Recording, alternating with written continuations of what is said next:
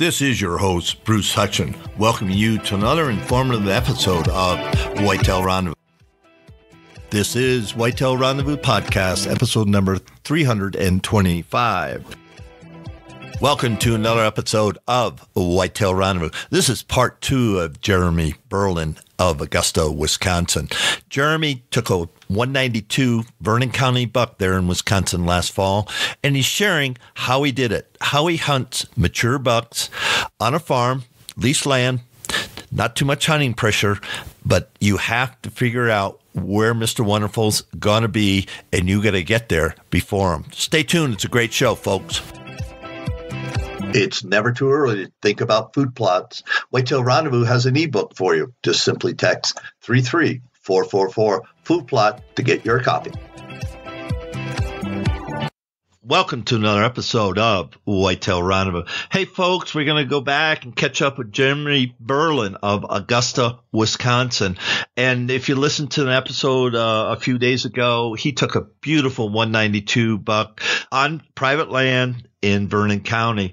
And so I've got a lot of follow-up questions for him. So Jeremy said, be happy to get back on the show. So Jeremy, welcome to the show. Thank you for inviting me back. It's a pleasure. You know, we talked the last time that there's a lot to hunting mature bucks, and that's where I want to spend the first part of the show and talk about hunting mature bucks and passing on those 3.5-year-old bucks, even though it's hard because they might be pushing, the high 140s. But to put down the kind of bucks that you're seeing on the land down there, it takes something special. So let's talk about what is that something special. Well, there's a lot of factors that come into it. You gotta talk about the land type. It's hilly country. There's a lot of places that they can hide, and it's really ridgy. So them big bucks are hard to get to. And that's one of the reasons why them southern counties are so rich with big whitetails. These big mature bucks set up on these ridges, and they can see everything. They pick out the most pristine spot on your property, the biggest buck. And a lot of times he knows who's coming in, who's going out without you even knowing. But to grow a big deer, like you said, you have to pass up them 3.5-year-olds. I mean, yeah, it's hard passing up a 140-inch buck. I know, 6-7 years ago, I wouldn't even thought about passing up a 140. But the fact is, and this is proof of QDM, that if you don't pass them, you're not going to have 190, 180-inch bucks. I mean, that's just the gist of it. I mean, you can't shoot what's not there. If there's not 170, 180, 190-inch buck there, you can't shoot him. And the importance of holding deer is another key factor to that as well. I mean, you have to have the right type of stuff for a big mature buck to want to be there. I guess there's no really black and white to harvesting a mature buck. You have to have them. That's number one thing. If you don't have them, you can't shoot them. Yeah, you think about that, and I'm thinking the different farms that I hunt. I'm fortunate to hunt in Buffalo County, and I'm fortunate to hunt a farm. We took a 180 off last year, and bucks we're seeing bigger bucks because guess what? They're there. That's right. Why we're seeing them. And I can remember years and years where we're hunting, there weren't any big bucks. So listeners, write that down. You can't put them on the ground. You can't harvest them. You can't kill them if they're not there. And so, think about that, folks. And let's stay on that because, how do we get them there? How do we hold them on your land? Well, I think the most important factor is food. Providing year-round nutrition and food plots that appeal to a deer throughout the year. I can think back of 7-8 years ago when we would just plant food plots for the rut. We would have big deer there early, round opener through the rut, late season, bucks would vanish. We would never see them again. Now in the past, you got to figure the past 4 years now, we have been providing different types of forage for the whole year. Now we got bucks that are 2.5, 3.5 years old that are staying to 4.5, 5.5, 6.5 years old. We're keeping the deer there, which is now providing us with better hunting opportunities and better deer quality all around. I mean, you're putting nutrition in the deer. They're growing bigger than what they should be. And another thing you have to is bedding. If you have a wide open timber, you need to get in there and do some 1 to 2 acre hinge cuts in certain areas. Maybe there's a little knob in there that the deer like to bed on. Go out there and do a 2 acre hinge cut around that knob, and you'll have a mature buck bedding area right there on that knob, because that is going to be the most pristine spot on your location. And another thing is water. We found a really, really good way to put water in, is a cheap way. Kiddie pools and tanks, as long as they're accessible to refill them, they harbor deer. Last year we put a watering hole into an area where we knew that there was mature bucks, and I have hundreds of pictures of bucks using this water hole that we put in early spring, so they got used to it throughout the fall. Deer were there all fall, rut up until it froze. I mean, that keeps them deer in that area. Usually we put it close to food, if we can. A lot of times keeps them deer there. But during your hot months, like your September, August, early October, them deer are going to be in that water a lot. And the more things that you can add to that property to benefit that buck, the more likely he's going to stay on your property, whether you have 10 acres or 500 acres. Thanks for sharing that, because I can remember a couple of places I've hunted that they've gone in with those black feeders, just the black, I don't know what they call them. I just call them feeders that they throw feed in, and the cows and the other critters, other animals on the farm just come and drink. And it doesn't take all that much. The biggest thing is how do you replenish it? So how do you replenish your water sources? Well, I have 2 different ways I do it. On one of my locations, I'm able to get a truck back there. So I have a 250-gallon Goss tote that I fill up with water. I'll back up to it and I'll fill it up. But there's another location that we have.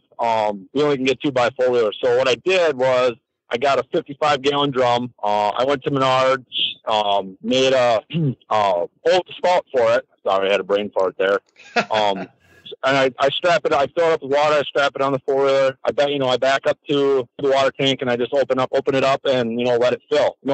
That's enough water. You don't need a lot. 55 gallons is a lot of water. If you have to do that, every couple weeks, it's a lot of work. But at the same time, you want to kill a mature deer, you got to put the work in. Yeah, I'm just thinking, of the ridge, one of the ridges that we have on the farm, and we're starting to do hinge cutting, and we did some, timber harvest on it. So, we're going to put some more bedding areas. Our neighbor, he timbered probably 10 years ago. So most of the bucks bed toward the north end of our property along that ridge. I mean, he's just got a jungle there, and it's perfect. I mean, it really is perfect. I was thinking about that, and I was thinking about, okay, where could we put, where we could put some water sources on our end of the ridge. So think about that, folks, because it is important. You need cover, you need water, and you need food. So how many acres do you have in food crops, and tell me about your crop rotation? Well, we have our regular farm fields are on a corn, soybean rotation every other year. That leaves us with about 5 acres along our crop fields to put food plots, which we've, cleared up some other areas and added a little bit more. So we have about 5 acres, which I consider our primary food plot, that's our destination food plot. Then down in the middle of our property, I have 2 micro plots, as I call kill plots, where mature bucks, like to come up, you get a graze, get a drink of water before they come out to the fields, which usually is after dark. They're just, these little small micro plots are great ambush zones to kill a mature deer, either early or during the rut when it's really on. I figured I probably got about, on my one property, I got about probably 6.5 acres in food plots. And we got 20 acres or so of regular crops for, cows and whatever. And then our other property, we probably got 2 acres due to the limited amount of tillable land. It all depends on your land type too. I mean, there's some places where it's really hard to get equipment and stuff. Going back, the 2 micro plots I have are down in our little high spots in a swamp. I know the pH was garbage, when we first tilled them up, but they are doing really pretty good right now with lime fertilizer.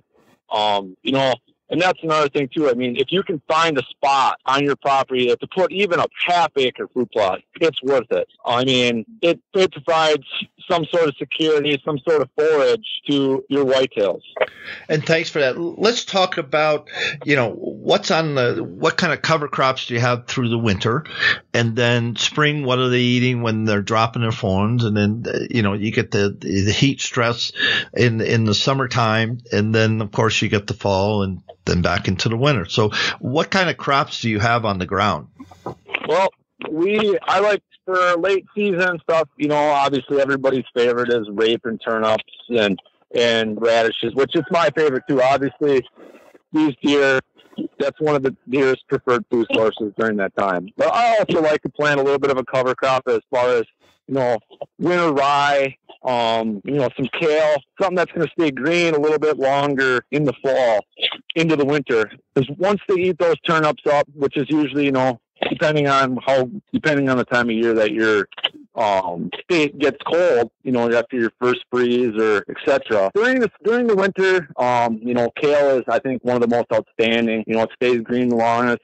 It's really high in crude protein. Going to spring, obviously clover is probably my favorite, along with maybe, obviously the winter rye is going to keep growing until it heads out, which that's going to be the first thing green in the spring, which I think planting, overseeding that in the winter is beneficial because that's going to provide a lot of green as soon as it starts poking out. As soon as the frost starts coming out of the ground, that stuff's going to start growing. Going into the summer, there's a lot of different varieties out there. I mean, I can't say that one's better than the other, and I never will.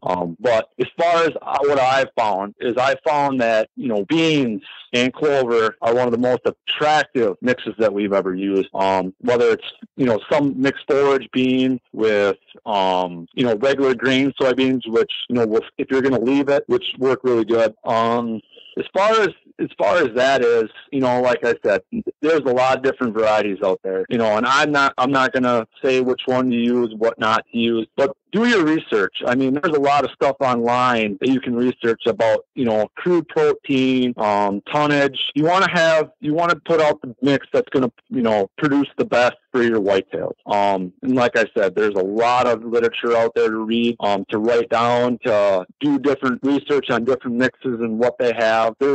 Everything is going to appeal to a whitetail if you put it there. If you put it in front of them, they're going to eat it.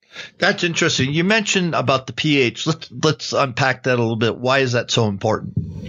Well, if you have a garbage pH, you ain't going to produce the amount of tonnage that your seeds are capable. So you run if you have a 5, yeah, your food plot's going to grow, but it's probably going to grow pretty bad. It's not going to grow to the highest quality that seed can produce.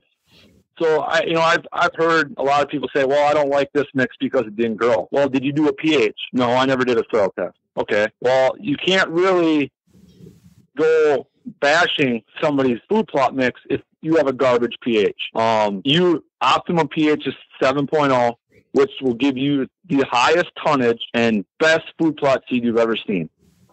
I did a food plot this past spring. I did a pH, it was 6.5, which I thought was pretty good. I limed it, I fertilized it, and I turned a clover plot, a first-year clover plot, which we all know first-year clover plots usually don't usually turn out that great, just because clover is a 2 or 3, 4 year plot. Well, I mowed it 3 times this summer with a push mower. Now, that's the best clover plot I've ever seen in my life, and that is because I did the pH, I applied the proper lime fertilizer, and now I have a 5-year plot that's going to look absolutely amazing this year on the second year.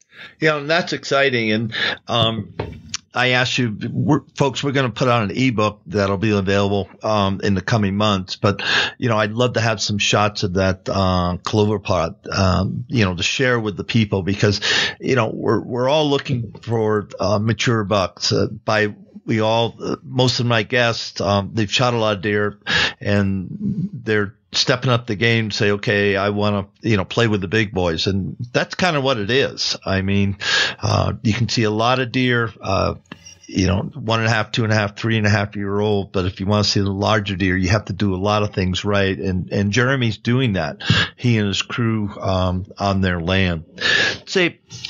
Let's switch up a little bit and talk about knowing your neighbors. Now, you're on a private farm. I get that. But how important is it knowing type of hunter your neighbors are and what kind of people they are? Well, I'm fortunate enough, down in the farm, one of the farms that I hunt that, my lease down in Vernon County is it's a gold mine. I'm not going to lie. I talked to the landowner when we first started leasing it, and he told us that he knew all landowners and all of them did quality deer management. They all had the same aspirations as us. We all want to shoot big deer. Now, my advice to anybody that's going to lease property or go to buy a new property, before you buy it or lease it, go knock on some doors. A lot of people, are not going to be mad that you go knock on the door and, talk to them about hunting and say, hey, I want to know about the area. I want to know, you guys shoot big bucks or you just brown it down. Once you get a feel of how your neighbors are, as far as what their aspirations are, as far as whitetail hunting, you will find a good piece of land that everybody around there wants the same thing. And them are the kind of lands that you want to buy or lease. If you go on two sides of the property you're going to lease and they say brown is down, you obviously probably won't see the bucks that you're looking for because the first deer that comes down is going to get blasted, whether it's a buck fawn, a spike, or they don't care. Which there's nothing wrong with that. I have nothing against anybody that shoots for me because some people that's what's more important and that's their family values and that's fine by me. I'm talking to people that are looking for trophy. It does not hurt one bit to go knock on some doors. Like I said, nobody's going to get mad at you. And like my other property that I have up by where I live, my neighbors all have the same aspirations except for the one on the one side, which, like I said, it doesn't bother me one bit. We still see mature deer due to the fact that we do stuff different. They don't do the things that we do either. And that's another thing. I mean, you could buy, if your neighbors were like that, you need to improve your habitat, put in food plots, put in watering holes, so that way the biggest buck in that area is going to stay on your property. He might be betting on the neighbors, but he ain't going very far because you don't know what they're doing, but you know that they don't want to shoot mature deer. So that mature deer is most likely going to be very, very keen on where he beds, etc. And that's important. And I know, talking with Kip Adams over at QDMA, that neighbor relationships are huge, and they're getting groups together of people and creating more or less a co-op of everybody having similar ideas. And the ones that say, hey, I hunt for food, then they understand that, and everybody understands that. And so they, fix up their land accordingly, just like you have. You provide food, shelter, and clothing. So why wouldn't the buck shop at your store?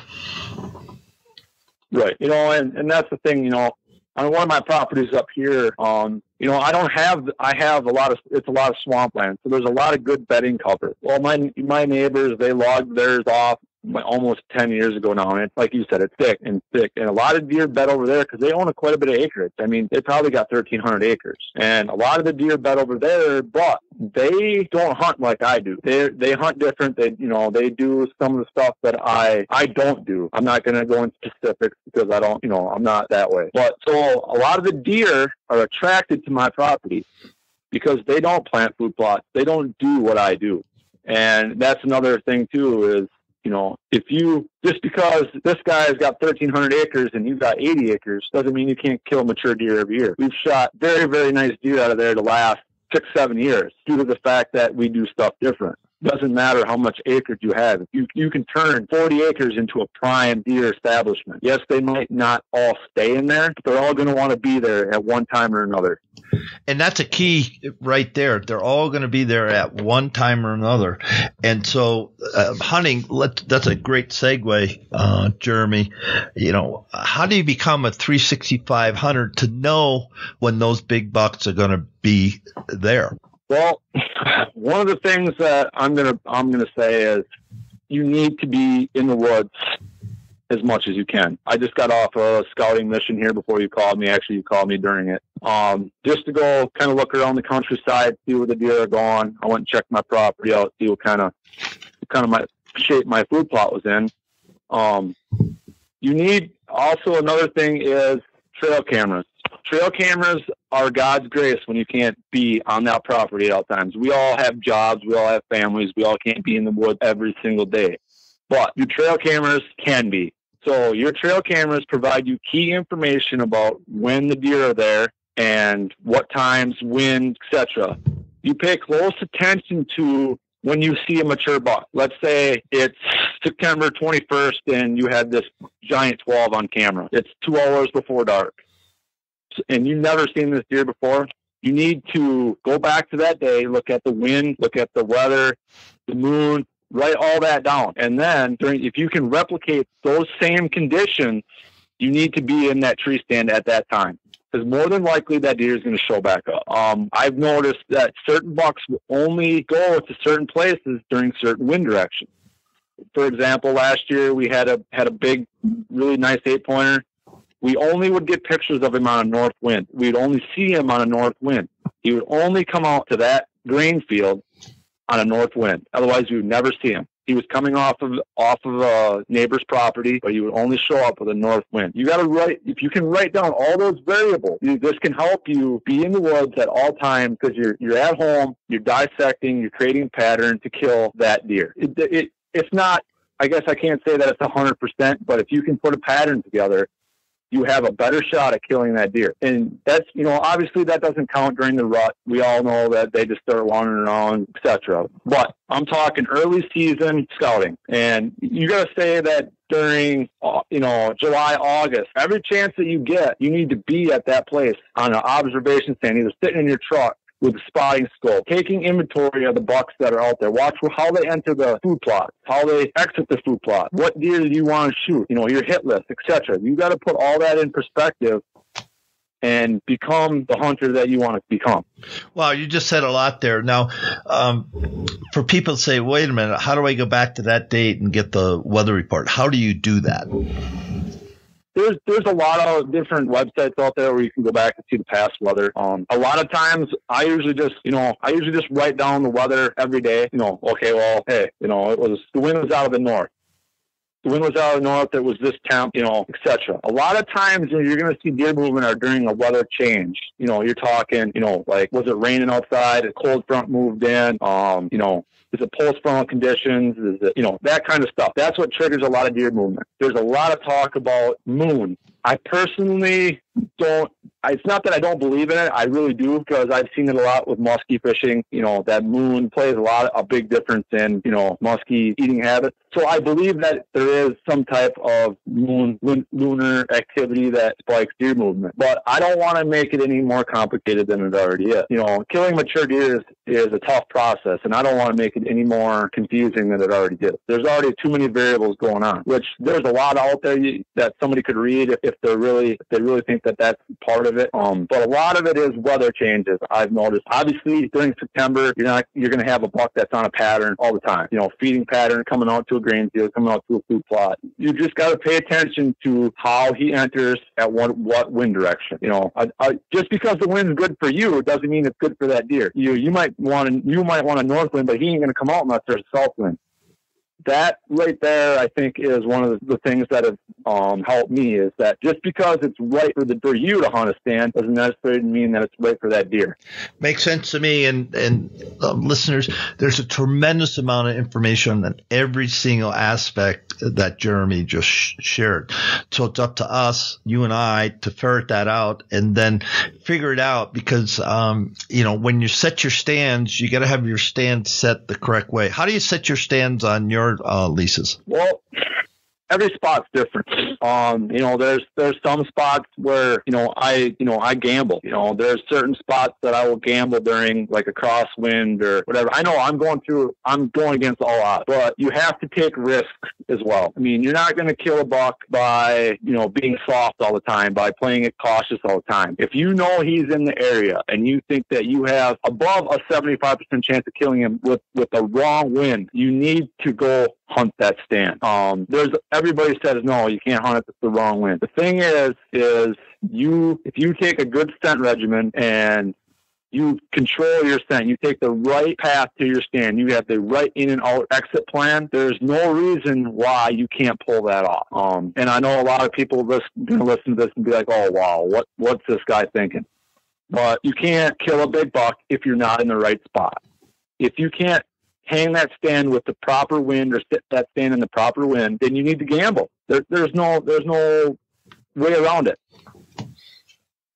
Let's talk about gambling because you know your land really well. You know somebody isn't going to come in and hang a stand someplace that you wouldn't hang it. So how do you decide what stands to hunt? Because Vernon County, what is it, a northwest wind prevailing, if you will? A lot of times it's northwest. I guess I can't really, a lot of northwest, southwest. Well, my stands I have stands for every wind direction, but if I have a cold front that just moved in, for example, we'll go back to this 8-pointer, and I got a north wind and I got a stand that's in the wrong direction, and I know that buck's going to come out on that north wind. I'm going to spray down extra good. I'm going to take my time. I'm going to leave early, get in the stand, take my time so I don't get it sweated up. You have a great chance of killing that deer with the wrong wind direction because you know he's going to be there. When I'm talking about taking gambles, we're talking about you got a buck on a pattern. The best time to kill a buck on a pattern is the first day you sit in that stand. So if you're sitting in the same stand all the time or a couple stands all the time, I wouldn't suggest doing what I was talking about. This is more for the guy that's going to say, hey, I think I can kill this buck on a different wind because I know he's going to be out there. I know he's going to come out of this corner somewhere. I think I can get a shot at this deer. I got a 90% chance that he's going to be out there. That's when you got to take your gamble. Because if you don't take that gamble and he comes out, you're going to be kicking yourself. Makes sense to me. How many stands do you have on your leases? How big an area, how many acres are they, and how many stands? Well, there's 300 acres down there. We have, I think we have like a dozen stands set up, which this year once the snow goes, I'm going to go down and hang a couple more. On my other property, up where I live here, I think we probably got 15. It's just a lot more. It's the difference in terrain. There's a lot more funnels and stuff in swamp country. I think I like to have a few different stands for a few different times of the year. I like to have stands set up on around food sources for different winds, I know where the bucks are going to come into the food plot usually. Usually mature bucks come in the same way every year. So I leave them up year round. I go in, I take the seats off of them. I go in the spring. I'll make sure the straps are good, etc. And I leave them. I don't want to go into that area unless I absolutely have to. And then that's to check cameras once a month or, go in and fill up the water. How about your food plots? Now, you got to be messing around with them in the spring and the summer and possibly the fall. Talk to me how you take care of the forage. Well, obviously, we know I have to mow my clover plot, which I'll go in, I'll let it get as tall as I can, I'll let it get, 8-10 inches. I'll go in and mow it. I always do it during between 11 and 2, especially early season, your summer month. Yeah, it's the hottest time of the day, but at the same time, it's the least likely to bump a deer off his pattern. August comes around.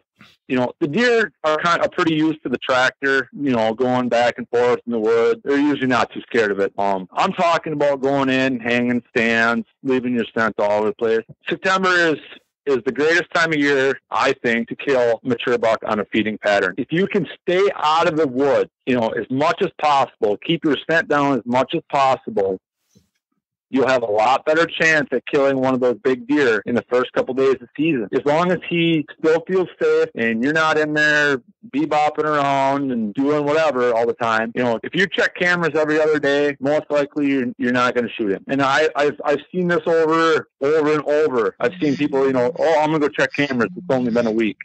I leave my cameras up for 3 to 4 weeks at a time before I go check them. That does not provide me with a lot of information when I go down hunting, but early season, I don't go check them as much as I would like pre-rut stage. I rely on them, like I said, pre-rut stage to tell me when the big bucks start moving. So then I'll start checking them every 2 weeks. Let's talk about the rut. When do you start figuring out, okay, patterns are going to change, necks are here, and what are we going to do to make sure I'm in the right place for that mature buck? Well, I've noticed usually I let my cameras sit on the food sources for the first 2 or 3 weeks of season here in Wisconsin. So we're talking the second week of September through about October 1st. I would say the first week of October, I start moving my cameras to scrapes that have been there for years, rub lines that occur every year. A lot of times your rub lines are in the same spots every year. Mature bucks take them over, other mature bucks take them over, etc. Also, dull bedding zones, trails going in and out, transition zones, little funnels, etc. That's where I want my cameras at by the second week of October. Because usually by the third week of October or the fourth week of October, bucks are scraping, they're rubbing. You want to put yourself in those areas, in your cameras in those areas to tell you when the bucks start moving in the daylight. Because we all know that them bucks transition to what they call the October lull, which there is no lull. I mean, as much as people can say there is, it's just a transition between bucks are not coming to the food sources as much. They're in the woods, they're rubbing, they're establishing territories. They shift their diet from greens to mass crops, acorns, nuts, whatever. If you can transition with those deer, you better put yourself in the right position to shoot a mature buck. You can't, if you're not seeing deer on that food plot the second or the first week of October, and that's why a lot of people get stuck in, well, it's October low. No, it's not. I've hunted these properties for years, and I have never ever seen a lull because I keep my properties low pressure and I transition with the deer. Once the deer switch, I go to the acorn ridge. I put my cameras on scrape, rubs, etc. Where these bucks are going to go. You have to. If you don't transition with the deer, you're not going to kill a mature deer. Well said. And how do people get a hold of you, Jeremy, if they want to, touch base? Are you on Facebook, Twitter, or got an email account? You can find me on Facebook, or you can email me if you want. Just make sure you put something in the subject line about maybe hunting or want to talk to me about whitetails or whatever. It's JeremyBerlin22@hotmail.com. Yeah, you can just put in Whitetail Rendezvous. That'd work. Yep, that would work too. And thanks for that. And when we think about being a 365-day hunter, a lot of guys and gals are. And how do you work that out with family and work? And, I know it's 2.5 hours from Augusta down to Vernon County. So how does all that work? Well, I work a full-time job just like a lot of people. I work 12 hours, so I get a little bit of time off during the week usually. I have every other weekend off. Usually on the weekends, I spend time with my family. And then the time I have during the weeks I have off, I usually spend scouting, looking through trail camera photos, trying to put patterns together. That kind of stuff I can do when my fiance is not at work or is at work and my daughter's at daycare, etc. It gives me some flexibility to do what I want, to do what I love. If you can work out a schedule where you can go do some of that stuff, when your family is working or at daycare like I do, you can really find some success in doing some of that stuff outside, moving tree stands in May or April instead of doing it in August. That's going to also help your success as well. It's more time that you can put in the woods or studying trail camera photos or aerial photos and bringing stuff to life and bringing it to light will also help you. Well said. Now, what does being a 365 hunter mean to you?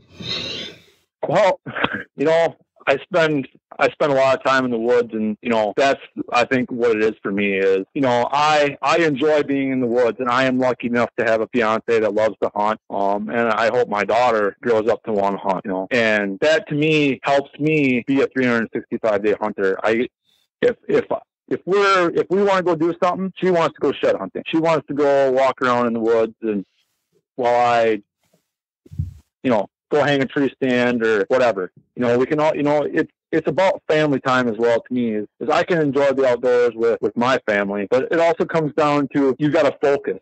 You can't lose the focus of what's most important. What's most important to me is maybe not most important to somebody else. My most important thing is my family. My second most important thing is hunting. Now, you have to prioritize that, which you have to make a happy go medium. There's a lot of guys out there that want to hunt all day, every day, which there's nothing wrong with that. But at the same time, hunt smarter, not harder. If you can get patterns down that work for you, hunt those patterns, and on the days that are not like that, stay at home with your family, do something with your parents, etc.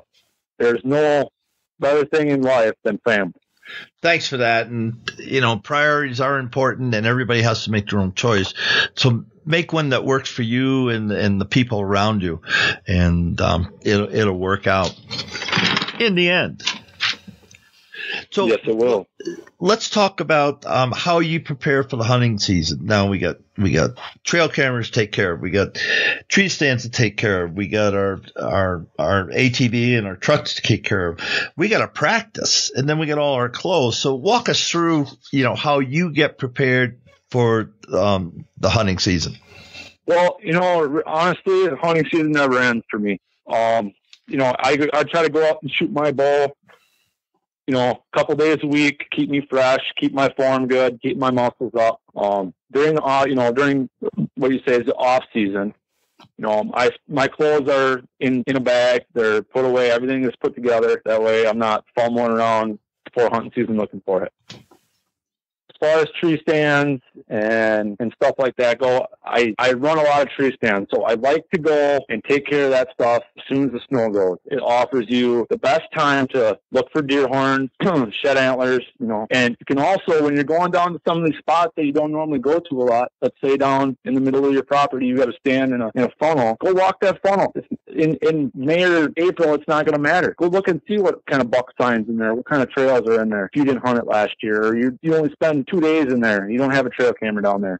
May, April, June is the best time to scout for this upcoming hunting season, because everything on the ground is still fresh. You still see all the signs from last year, all the rubs, all the scrape, still all the deer trail, and you might find a big set of sheds, and you know that buck is staying there. I find that to be the best time to do the stuff I need to do in the woods. Tree stands, moving them around, clearing out food plots. I do all that stuff as early as I can, because come August, I don't want to be there. I want everything to be ready, so when I go in the woods, I have the best chance at harvesting that deer. Well said. I'm just thinking May, June, April, May, June. Let's say the snow's out and you can get in there, because one thing, folks, we have to be safe, and so your safety straps and your ladders and hang-ons, whatever you're using, to get up in elevation. Every day you got to, every season you've got to, check them all out. Let's talk about your scent control. You just said, you put your clothes up and you put them in bins or bags, and there's a lot of products out there right now that help us do that. So how do you keep, if you hunt with carbon impregnated clothes, how do you keep that fresh? And if you don't, what do you do with your other gear? Well, all my gear goes into either a bin or I have a scent crusher closet that I have now that I find really, really awesome. I put all my clothes in there, I seal it up, and I just leave them. They're all hanging, they're all airing out. They're not getting stinky. Another thing is I wash all my clothes after the hunting season, just to get any foreign odors out, and then I'll wash them again before the hunting season, before I'm going to go out. Just that added, I want them clean, etc. All my gear goes in the bins. I keep it labeled, what's in there, my boots or whatever. But most of my stuff now goes into like a scent crusher closet because it has a lot of room. I put all my stuff in there, my binoculars, my spotting scopes, everything goes in there just because it's just for storage. I don't have to run it until I just have my clothes in there. Obviously, I don't want to run it with all my optics and stuff like that in there, which you can, but I just don't. As far as like my bowl and stuff like that, every year I have my bowl gone through, cleaned up, lubed up. I want it in tip-top shape come hunting season. And I usually do this earlier in the year. We're talking June, July. That way, if I have to change strings and cables or whatever, that way I got time to break them in, etc. I always try to do that earlier. I see a lot of guys do that like a couple weeks before season. No, yeah, we're all busy. I understand that. But at the same time, if you're not shooting that bow until that time, you're not focused enough to make that shot. I mean, you have to put the time into practice to make that happen. How long do you shoot every day? I go out every day. Usually I try, like I said, I try to shoot 3-4 times a week. If I only shoot 3 or 4 times a week, I'll go out, I'll shoot, 4 or 5 arrows. If I shoot every day, I go out and I shoot 1 arrow. And every day I'll make it at a different yardage. It takes 10 minutes to go move your target, or if you have multiple targets, because it puts you in the mentality that you have one shot. One shot only. I'll go out and I'll shoot one shot. And if I'm not satisfied with that shot, I come back the next day and I shoot again at that same yardage until I get it right. And that works, folks. I know. I hunt with a crossbow, and yeah, I spend a lot of time, and I get myself so I shoot out to 60 yards, and my 30-yard pin is dead on. I mean, there's no travel. So, I 30, 40, 50, 60, but before the season, right before the season, and I just go out, I take one bolt, I shoot at 60 yards, and I either hit or miss. Next day I go back 50 yards, 40 yards, and 30 yards. And then I go 30, 40, 50, 60. And I do that 3 times, 3 rotations. And that has put me, so I'm really comfortable out to that yardage. And, my 2 cents is you got to be comfortable. You can't think. It's 60 yards, anchor, breathe, release. Your thoughts? That I agree with that 100%. But I also agree that the further you can shoot to your ability, you can practice at 80 yards.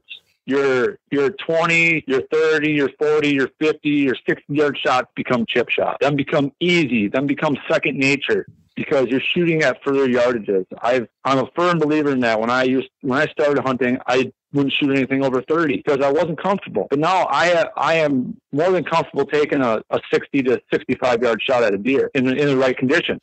We all see it. A lot of the way that the compound bow industry, crossbow industry has evolved in the last 10 years makes these shots possible. Why not take advantage of it? Go out and shoot 80 yards. If you miss, you miss. The thing is the more you practice at 80 yards, the better you're going to be at 40. A 40-yard shot seems like 20. It's all a mind game. It's all focus. If you can focus and shoot that target at 80 yards, then I challenge you to go back to 40 and shoot that target. I guarantee you shoot 3 that are within a quarter. Repetition, muscle memory, all comes from practice. Repetition is the practice, but your muscle memory and your comfort, there's no doubt. I mean, you watch a golfer, you watch somebody, Aaron Rodgers, throw a football. He's done that hundreds of times, and like that throw he had in Dallas to Jared Cook. He's done that. They did that in practice over and over and over again. So it was no surprise. He knew he could do it. He just did it. It becomes second nature. Well, we're coming up in a time in the show that you get give some shout outs. You mentioned you have scent crusher. I don't know who you use for broadheads or your bow, but give some love to the manufacturers and then your friends, and then we're going to call it a show. Yeah, I mean, I guess I got to give a shout out to Hoyt. I mean, they make a great bow, and I can't complain with the stuff that they make, and it's proven themselves over the years. Carbon Express arrows, scent crusher, ramcap broadhead. Also my best friend, Brian Weiberger, which, he's my best friend, my best hunting partner. I gotta give him some love too, And also my fiance and my beautiful daughter. I couldn't do it without them as well. Well, Jeremy Berlin, it's again a pleasure, and we got to. This is the end of part 3, folks, and I'll put in the changeover for the end of part 2 because we did about an hour show here. So, on behalf of the thousands of listeners across North America for Whitetail Rendezvous, Jeremy, thank you so much, and I can't wait to have you on the show again, and we'll drill down into some of the areas and how you what side of the tree you make your set and those type of specific details. So, sir, thank you so much for your time today. Thank you. On the next episode of Whitetail Rendezvous, we have Brian Ritchie. Brian and his family are the founders of Moon Stands. Hey, Moon Stands came to be simply because his father put his foot out and his foot was in space. Yes, he was on a hang-on. Yes, there was a deer right behind the tree. He went to pivot, and there was no place to put his foot. Then came in the engineering, the manufacturing, and today we have Moon Stands. Stay tuned. You're going to learn a lot about moon stands and how to hunt 360 degrees on your tree stand. Thanks for joining us. Be sure to tune in tomorrow for another episode of Whitetail Rendezvous, where you can listen and learn from the experts so you can be more successful on your next hunt. Until next time, listen, learn, and succeed.